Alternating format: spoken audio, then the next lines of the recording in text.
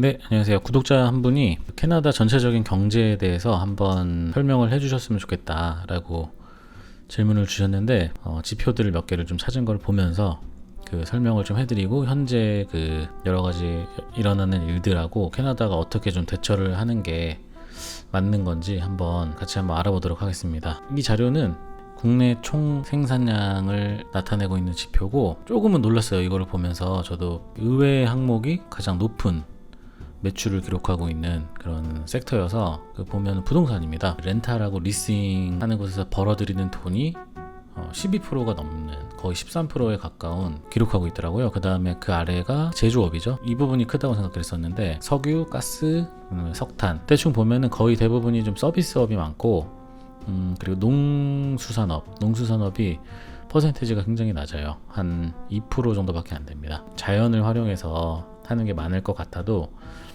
전혀 그렇지가 않은 모습입니다. 그래서 이거를 보고 저는 생각이 든 게, 캐나다가 이렇게 부동산에 관련된 수입이 많다는 거를 보고 기사들을 좀 찾아봤는데, 일단 이 기사는 2018년도에 스위스의 그 투자은행, 그 UBS라고 하는 그 투자은행이 매년 부동산 관련된 리포트를 내고 있는데, 과대평가되어 있는 부동산 가격이 너무 높은 그런 도시들의 순위를 매긴 거예요. 그래서 보면은 캐나다에서 토론토하고 밴쿠버가 3, 4위로 들어가 있거든요. 너무 좀 가격이 높게 책정이 돼서 좀 위험한 도시에 홍콩하고 미넨 다음으로 토론토하고 밴쿠버가 들어가 있습니다. 2019년에 들어온 기사가 제가 찾은 거는 올라가서 토론토가 2위, 그리고 밴쿠버는 6위로 내려갔는데, 그래서 전체적으로 어떻게 보면 이 두 도시가 부동산의 가격이 굉장히 높은 도시고 인구들이 많이 살고 있는 도시이기 때문에 이런 그 GDP 지표에서 드러난 것 같습니다. 그래서 일단은 저희들이 알 수 있잖아요. 그 부동산 가격이 과대평가가 돼 있으면은 렌트비가 굉장히 비싸고 그쪽으로 들어가는 돈이 굉장히 많은 거죠. 결국에는 캐나다가 내수만 해서 먹고 사는 나라가 아니잖아요. 그래서 수입 수출을 하고 있는데, 어떤 품목들을 수출을 많이 하고 어떤 품목을 수입을 많이 하는지를 저희가 보면 산업이 어떻게 돌아가는지를 파악이 가능하거든요.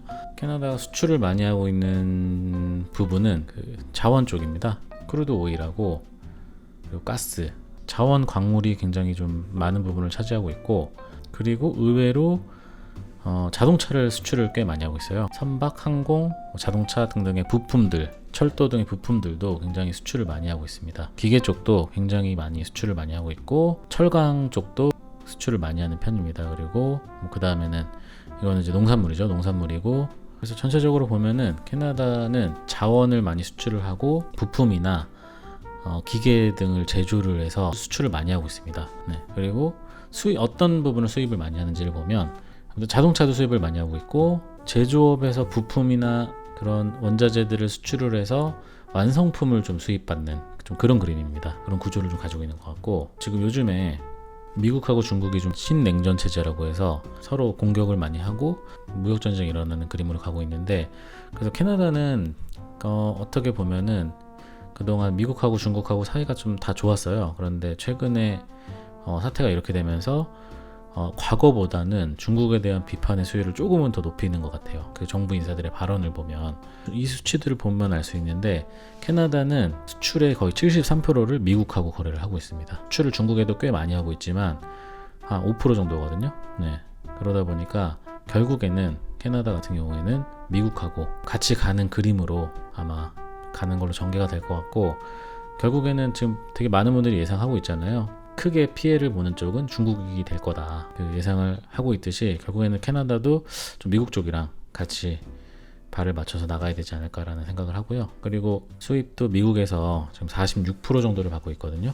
그렇기 때문에 결국에는 이 부분을 살펴보면 캐나다는 미국하고 경제적인 의존도가 굉장히 높은 부분이 있습니다. 그리고 미국도 캐나다랑 연결된 부분이 굉장히 많기 때문에 아무래도 캐나다의 좀 포지션이 어느 정도 정해진 것 같고, 제 개인적인 의견은 그게 결국에는 캐나다 입장에서도 도움이 될 것 같습니다. 문제는 한국이죠. 한국은 미국하고 중국 둘 다 굉장히 큰 거래국이기 때문에 이 부분에 대해서 되게 줄타기를 굉장히 잘해야 되지 않을까, 그런 생각을 하고 있습니다. 캐나다 환율에 대해서도 요즘에 좀 궁금하신 부분들이 좀 있을 것 같아서, 왜냐면 저희들이 결국에는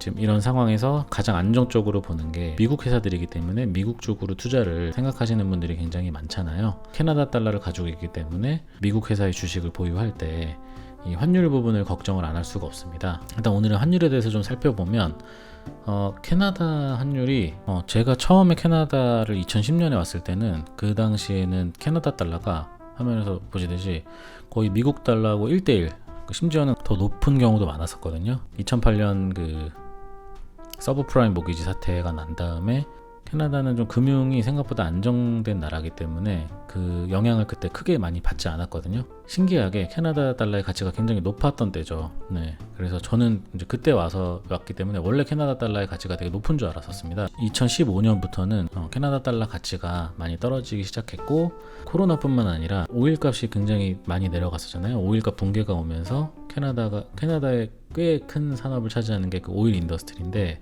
그 회사들이 굉장히 타격을 입고 1.4달러 정도로 계속 유지되고 있거든요. 그 미국 달러 1달러당. 그래서 아무래도 요즘에 그 경제 상황을 볼 때 1.4달러에서 1.3달러 후반대에서 계속 좀 왔다 갔다 하지 않을까, 그런 예상을 좀 하고 있어서, 그래서 이 부분에 있어서 좀 그렇습니다. 그래서 지금은 오히려 미국 환전을 하게 되면 좀 손해를 보는 시기는 맞아요.